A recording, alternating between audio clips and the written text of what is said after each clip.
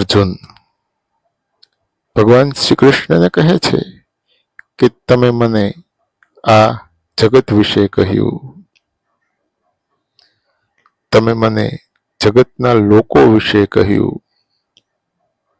હવે તમે મને આ જગતના લોકોની જે પ્રકૃતિ છે એ પ્રકૃતિ વિશે કહો. પ્રકૃતિ શું છે? લોકોની પ્રકૃતિ શું છે? પ્રકૃતિ કોને કહેવાય? ભગવાન શ્રી કૃષ્ણ કહે છે કે પ્રકૃતિ એટલે માયા.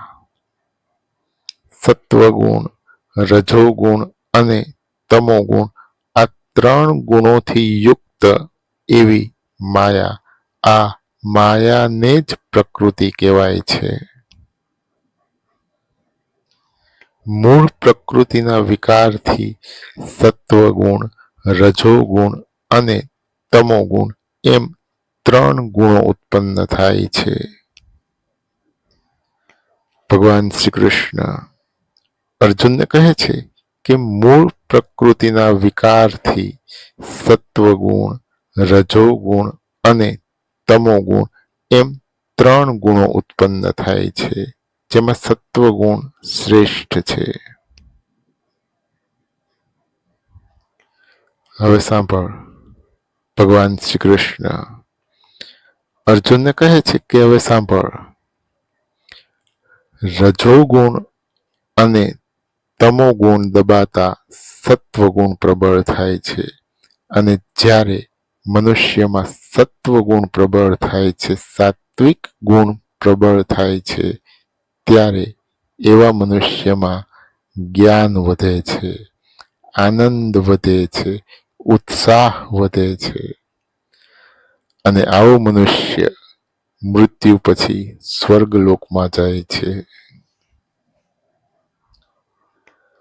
હવે સાંભળ, ભગવાન શ્રી કૃષ્ણ અર્જુનને કહે છે કે હવે સાંભળ, સત્વગુણ અને તમોગુણ દબાતા રજોગુણ પ્રબળ થાય છે, રાજસી ગુણ વધે છે, અને જ્યારે મનુષ્યમાં રજોગુણ પ્રબળ થાય છે, રાજસી ગુણ વધે છે, ત્યારે એવા મનુષ્યમાં તૃષ્ણાઓ વધે છે, આસક્તિ વધે છે, ઈચ્છાઓ વધે છે, અને આવો મનુષ્ય મૃત્યુ પછી ફરી પાછો પૃથ્વીલોક ઉપર આવે છે અને પોતાની અધૂરી રહી ગયેલી ઈચ્છાઓ પૂરી કરવા પ્રયત્ન કરે છે.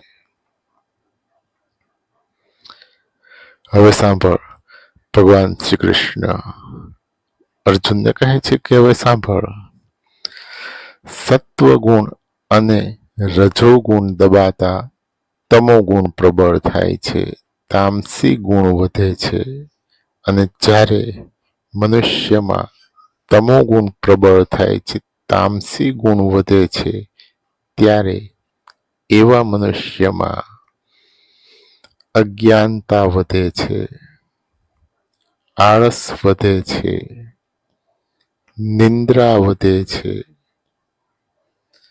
અને આવો મનુષ્ય મૃત્યુ પછી પશુ પક્ષી તરીકે જન્મ લે છે. દેહના કારણરૂપ આ 3 ગુણો ઉપર સંયમ મેળવી મનુષ્ય મોક્ષ પ્રાપ્ત કરી શકે છે.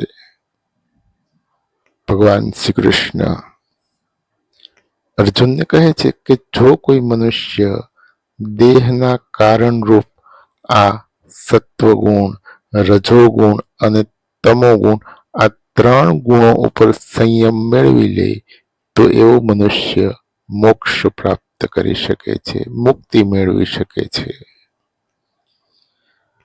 અર્જુન ભગવાન શ્રી કૃષ્ણને કહે છે કે મનુષ્ય દેહના કારણરૂપ આ સત્વગુણ, રજોગુણ અને તમોગુણ આ 3 ગુણો ઉપર સંયમ કેવી રીતે મેળવી શકે?